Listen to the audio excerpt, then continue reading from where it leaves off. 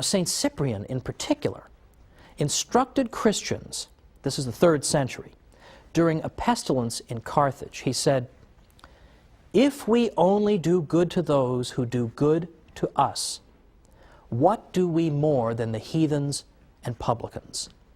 If we are the children of God, who makes His sun to shine upon good and bad, and sends rain on the just and the unjust, let us prove it by our acts, by blessing those who curse us, and doing good to those who persecute us." Now there was a fellow named Pachomius in the Roman army in the early 4th century who was very impressed that at a time when famine and disease struck the army, who came out and helped them? Who came out and lent their undiscriminating assistance? It was those who believed in Christ. And here they were helping some of the very people who had persecuted them in the past. This amazed Pachomius. He wondered, what kind of religious tradition could it be that could inspire this kind of disinterested benevolence, in which you would indiscriminately do good, even to those who had done evil to you? He couldn't believe these people. So what do you think happened? He began investigating the faith. What is this all about? And before long, he himself was a convert. This is, in large part, how a great many Catholics have converted non-Catholics. It's not always by debating them into the church or bashing them over the head into the church, although, by the way, that's how I came in. People bashed me over the head over and over and said, "It's the one true church. What's the matter with you, you Lutheran?" And it made me think, and I came in. But other people have been brought into the church because Catholics have just niced them to death.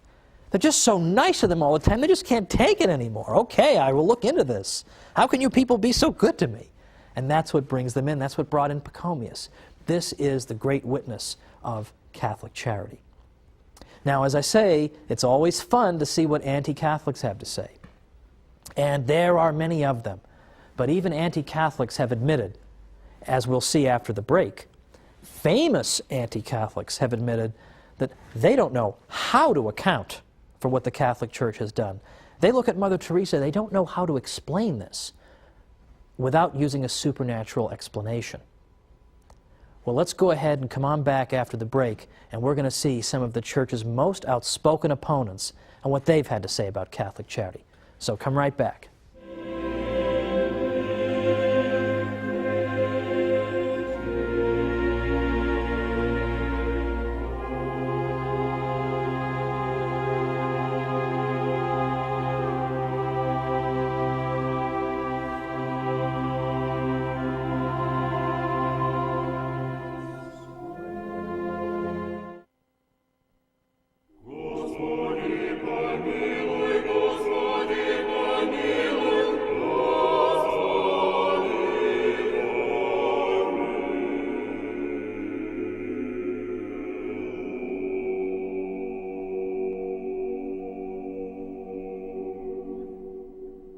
Welcome back to the Catholic Church, Builder of Civilization. I'm Thomas Woods. Today we're talking about the extraordinary story of Catholic charity and arguing that in fact it's been far greater than even the Church's greatest friends, I think, have sometimes appreciated. So we've gone through and seen, for example, what the early Church Fathers did in terms of charity. I gave a few examples of that. Or we've seen in the Scriptures where Catholics are urged to display an exemplary degree of charity. We've seen how it contrasts with the attitude of the ancient world, in which charitable work was something to be done, in effect, for a reward, or to call attention to oneself. And even when you do have the example of a school of thought like the Stoics, that does seem to say you should do good without expecting a reward, they do it out of such an emotionless sense of duty that we almost would view it as dehumanizing today. And that's not what the Catholic Church calls for at all. Well, just before the break, I was pointing out that a great many of the Church's best-known opponents over the years have conceded this point about Catholic charity. So I'd like to make good on that promise and go through a few of them, because this is quite astonishing, what we hear. Voltaire was perhaps the most anti-Catholic French intellectual of the 18th century, and that is saying something. And yet even Voltaire had to admit that he could not get over the extraordinary sacrifice that women religious made in order to work in hospitals. These nuns and their good work were extraordinary to him. And so Voltaire actually said, "Perhaps there is nothing greater on earth than the sacrifice of youth and beauty, often of high birth, made by the gentle sex in order to work in hospitals for the relief of human misery, the sight of which is so revolting to our delicacy." And he said, "Peoples separated from the Roman religion have imitated only imperfectly so generous a charity." Well, of course, ours is the Roman religion that he names. Now that is quite extraordinary, isn't it? That even Voltaire, who despised Catholicism, had to say, I have to hand it to them, I don't know how to account for this. Another example I sometimes cite is Julian the Apostate.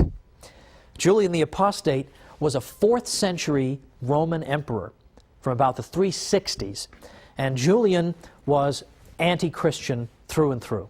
He despised the toleration that had been extended to Christianity in the Edict of Milan in 313 by the Emperor Constantine. And in fact, Julian wanted to bring back ancient paganism and wipe out the Christian presence. And so, what did he try to do? He tried to revive a pagan priesthood and pagan ceremonies and all the trappings of an ancient pagan religion and give that the support of the state. And one thing Julian kept coming back to was that people kept being attracted to the Christian religion because the priests in that religion were so good and kind and generous, and the faithful in that religion were so good and kind and generous. And it drives Julian crazy. He says repeatedly, these people are so nice, why are my pagan priests not that nice? Why are you pagans not so nice? Because the Christians are coming in and they're snatching up people left and right by their good example. Why can't we come anywhere near imitating them? Well, there's an interesting compliment, isn't it? Okay, I mean, Julian has no particular interest in complimenting people who have the faith, and yet here he is forced to do it because you're showing us up as pagans. Now, my personal favorite in this list is Martin Luther, because I myself am a former Lutheran. That is a whole other story for a whole other program. However, I know a little something about Luther. I've read an awful lot of what Luther wrote, and Luther himself admitted that he couldn't quite get a handle on Catholic charity either, and why it was that charitable work under his teaching seemed to dry up. He had no explanation for this, and it drove him crazy. Now, before I go any further, I want to anticipate an objection here, because sometimes I get this. I get people saying, well, should you really portray Martin Luther as an enemy of the Catholic faith? I mean, wasn't he, toward the end of his life, didn't I hear something about maybe he was having second thoughts? Well, I don't think so. Because in fact, the last book Martin Luther wrote was called Against the Papacy at Rome, an Institution of the Devil. So if he's having second thoughts, he has a very funny way of showing it. Well, Luther, of course, taught the doctrine of justification by faith alone. And he repeatedly said that we don't need to do good works in order to get into heaven. Now, this is a very technical theological discussion here. And Luther, by the way, was not saying that nobody should do good works.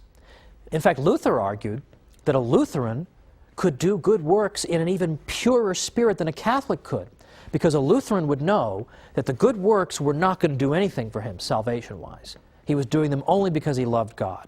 Whereas a Catholic is always thinking in terms of self-interest when he does good works. But Luther's point was that good works aren't going to do anything in terms of your salvation, whether they're done in the state of grace or whatever, not going to do anything. But what some people took Luther to mean, and Luther is partly to blame for this, was that you don't need to do good works, period. Because Luther would speak in such exaggerated language that at one point he actually said, you can commit adultery 100 times a day, and you can commit 100 murders a day, but as long as you have